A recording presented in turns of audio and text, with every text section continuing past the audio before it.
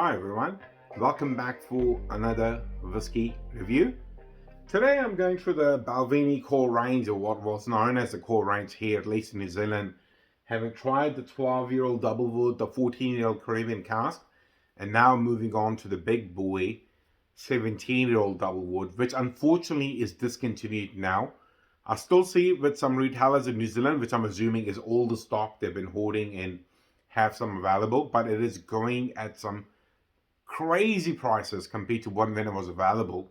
I remember it being on 170 Kiwi dollars, which is about 85 pounds in current sort of exchange rate, but they're going for big money. But luckily, you can still try it for a good, honest price if you can find some of these tasting packs that have one each of the 12-year-old DoubleWood, the Caribbean Cask 14-year-old, and most importantly, the 17-year-old. Now, like the 12-year-old DoubleWood, it is the older sibling, similar methods being used with the introduction of traditional like American ex-bourbon barrel and the use of sherry cask, and they're kind of marrying it together to present it at a 17-year-old age. Bottled at 43% ABV, or at least the sample bottle is. Now, I thought because it's a little bit older, I'll bring out the Denver Lily to give it some respect, bring out the big glass to try this particular whiskey. Now, the 17-year-old DoubleWood, I haven't really tried a lot of it. I've tried it a couple of times during a trade show or maybe a tasting setting, and didn't really think much of it because it was in amongst a lot of other things. So I'm actually tonight quite excited to try and sit down, enjoy the flavors and smell, and try to understand them a little bit better now that I have the peace and quiet. I'm here with my own thoughts recording it. Also, because it's quite sad it's discontinued, because I remember it being a big seller. We sold a lot of it through our business, and not quite sure why they've discontinued it and what exactly it's been replaced with. Because one of the sad things in New Zealand, the Balvenie is not a heavily marketed brand. It's here in big numbers. It is in most businesses.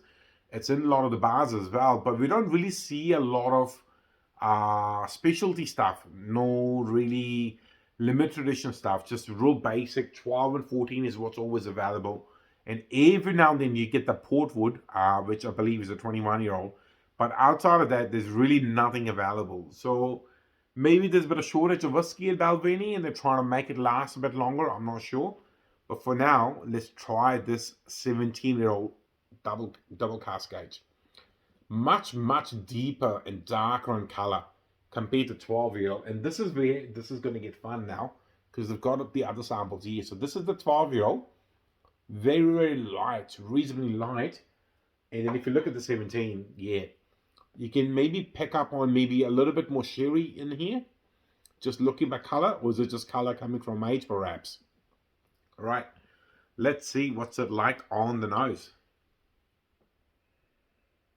Oh, yes. The deeper, much sweeter honeyed sweetness is there. Oh, this is gorgeous. Really, really good. There is maybe just a hint of spice. You can definitely pick up a bit of oak on the nose as well. But overall, a very elegant whiskey on the nose. Maybe just hint of... Nah, I was going to say pear, but no, it's not pear. But the honeyed sweetness intertwining with oak, with gentle spice, is just really beautiful. Wow. I thought the nose of the 14-year-old Caribbean cask was really superior. This is just like a whole another level. Right. Let's see what's it like on the palate.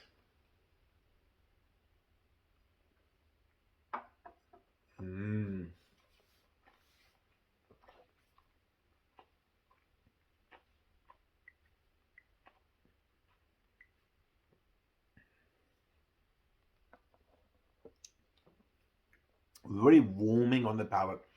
Compared to 12-year-old, the depth of flavors is immense. Really beautiful.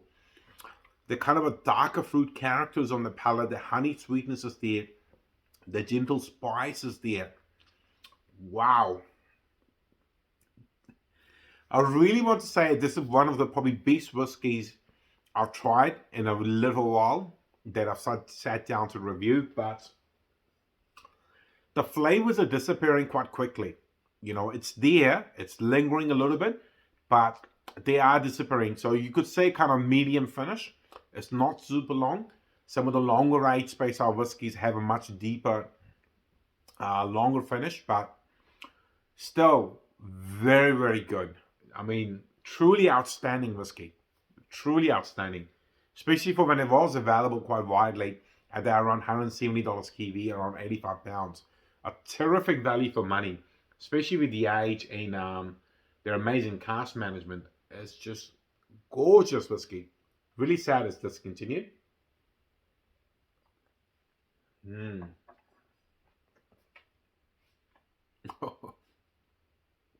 Really good. Wow. Oh, I think if you want to go on a bit of a journey, it'd be worth buying one of these just to try the 17-year-old DoubleWood before it fully disappears from the market. But to compare the thoughts now, I've got all the three whiskies still here. In a direct comparison between the 12 and the 17-year-old DoubleWood, which is the older sibling, the depth of flavors is immense. There's just no comparison. Whereas the 12-year-old was a lot more honey, a lot more sort of lighter flavor. This one definitely has a lot more oak. The spice is a little bit less perhaps in the 17-year-old, but that sort of dry fruit character that lingers at the very back, the oak, is really satisfying. You can really tell and appreciate the age of the 17-year-old, especially when you've tried the 12 directly before. And I suppose in many ways it would not be fair to compare the 17 to the 14-year-old. They're completely different style of whiskies, different cask types, but still in terms of smoothness overall of the Balvenie, it is truly outstanding. And there's no wonder why they are really sought after. They are very popular. You always see them in the back bar. You will see them in the whiskey bars. It's just a truly outstanding product. Wow. This has made me very happy. This is terrific.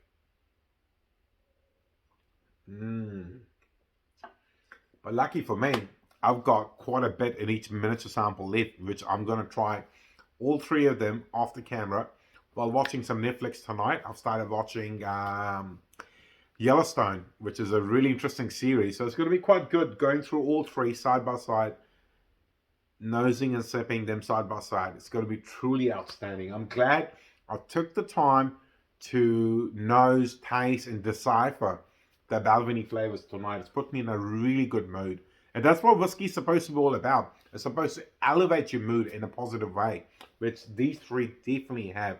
And I would highly recommend them if you haven't tried them. And I would highly recommend looking for one of these while they're still around. I know in New Zealand, Australian market, there's still plenty of these. So get amongst it while they're there.